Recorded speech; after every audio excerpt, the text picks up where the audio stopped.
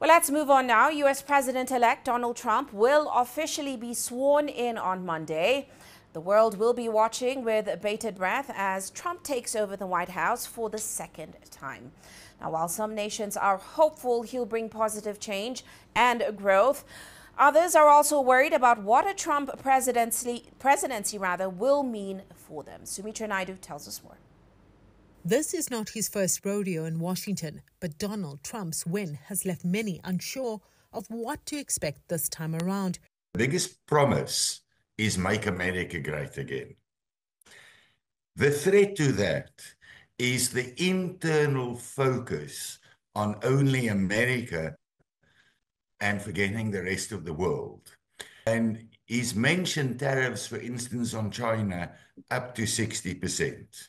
So his threats is really opening up, I want to call it trade wars with several countries, including Europe, to bolster the American economy at the cost of the rest of the world. Now, that could have an impact on not just Europe and China. It will have a drastic impact on Africa as well, because Africa is part of the emerging markets group.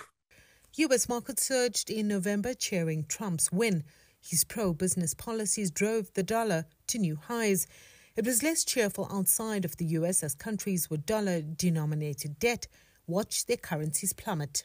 Donald Trump's presidency could present both opportunities and challenges to countries across the globe. However, Trump has already threatened to raise tariffs, which can trigger trade wars with certain regions.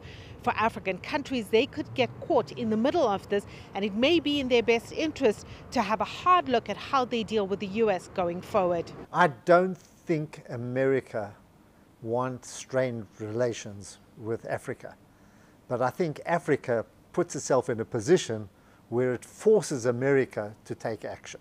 You know, we choose the wrong friends. In other words, I think Africa has always been anti-West in its views. It wants American know-how, it wants America's money, but it doesn't want to have an American culture, if I could say that. Trump has also warned he will act against BRICS nations if they move away from the dollar. Africa has built strong ties with BRICS plus countries, with China now Africa's largest trading partner. We need China. We need China's progress. We need China's advancement because we're still a commodity producer. We're not the only commodity producer. If you look at Canada and if you look at Australia, they're also big commodity producers. So we're all caught in the same kind of trap. Some opinion surveys suggest growing optimism that Trump will be good for the global economy and peace.